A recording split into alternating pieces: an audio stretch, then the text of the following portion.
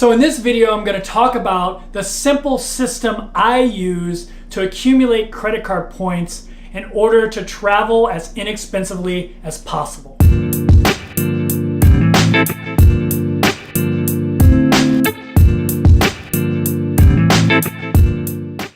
Greetings from New York City, YouTube. My name is Kevin. I make these weekly videos documenting my journey towards full-time travel. In March, I leave on a 12-month around-the-world trip. If that type of content interests you, please subscribe below. So if you're anything like me, when you started researching how to accumulate travel points, you came across all these really complex videos about getting like 50 different cards and like rotating them and rotating all the points and all that kind of stuff. It's a little bit overwhelming, and to be honest, I personally didn't want to invest that much time in it.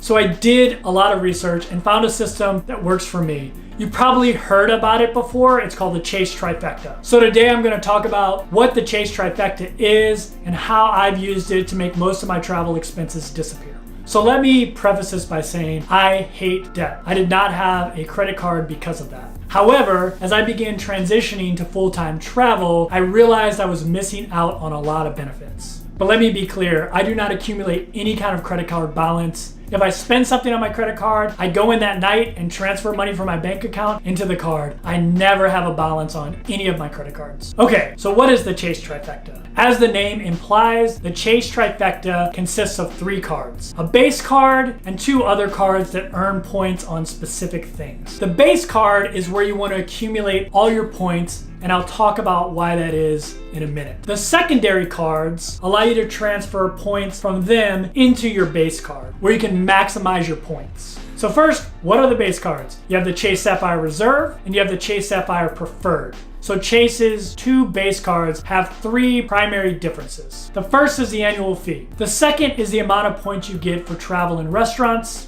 And the third difference is when using the Chase travel system, how the points you accumulate in the base cards convert. So first, let's talk about the annual fee. The Chase Sapphire Reserve has a $450 annual fee, and the Chase Sapphire Preferred has a $95 annual fee. I know the $450 annual fee sounds like a lot, but the first $300 you spend on travel is free. So that brings the annual fee down to about $150. And you also get a travel credit for getting global entry and TSA Preferred, which is about $100. So really in the first year, the card costs you an annual fee of $50. After that, with a $300 annual travel credit you get, it costs about $150. So the next difference is how many points you get when you use the card. So for the Chase Sapphire Reserve, you get 3 points anytime you use it for any travel related expense or anytime you eat at a restaurant. Travel related expenses are anything from Airbnbs to Ubers to hotels to flights, things like that. With the Chase Sapphire Preferred, you get 2 points for those categories. So you're going to accumulate a third more points by using the Chase Sapphire Reserve. The last difference in these cards is the exchange rate you get when you use the Chase travel system. So if you book your flight, your hotel, or rental car on the Chase travel system and use your Chase points, you get to exchange those points at a higher rate. With the Chase Sapphire Reserve, you get to exchange them at a 1.5 rate, and with the Chase Sapphire Preferred, you get to exchange them at a 1.25 rate.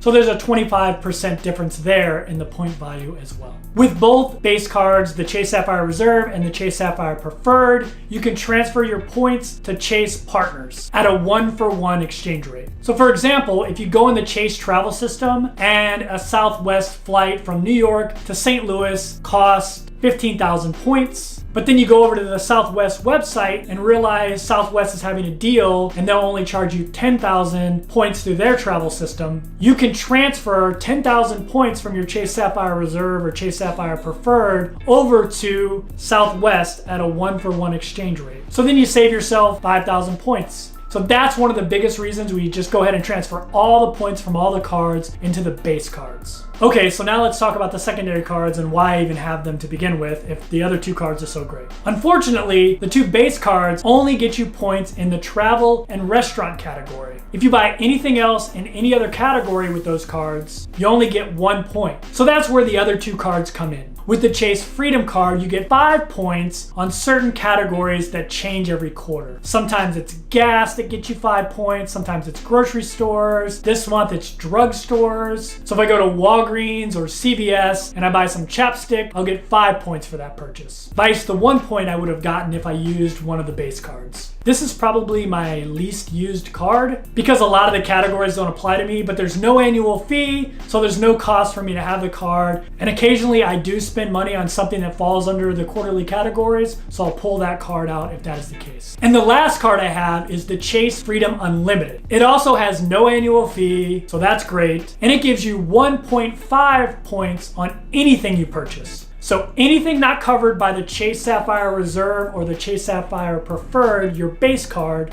or the Chase Freedom card, I use the Chase Freedom Unlimited card to purchase that item. And then I get 1.5 points. At the end of the month, any points I've earned from the Chase Freedom Unlimited or the Chase Freedom, I transfer into my base card. All 4 of the cards also have a bonus for signing up and spending a certain amount over a certain time. I think it's 50,000 now for the base cards and 10,000 for each of the secondary cards. So if you get 1 base card and the 2 secondary cards and spend the required spend, you'll automatically have around 70,000 points, which is worth at a 1-for-1 exchange about $700, but worth more if you use the Chase travel system. So I've been using this system for about a year now, and I've been accumulating points from spending on things that I would have bought anyway. And for the last year, I haven't paid for 1 flight or 1 hotel. So that's been great. In a couple of weeks, I hop on a plane to Lima, Peru. I've already bought that plane ticket. It just cost me points. I didn't have to spend a penny on it. For me, this system has been a great passive way to build up points, and it's very simple. You don't have to do a whole lot to earn the points. You just got to remember which card to use, and you don't have to do a lot to spend the points. You can either go in the Chase travel system and then do a little bit of research with the different airlines you want to use or hotels you want to stay to see if it makes more sense to transfer your points into their system. But once you get the hang of it, it doesn't really take a lot of time. It's actually pretty easy, and it's why I really like this system and why I made this video. So if you learned something and you enjoyed this video, please like down below. And if you want to follow my 12-month travel journey, please subscribe below and hit that notification button so you know when I post videos. Thanks for watching.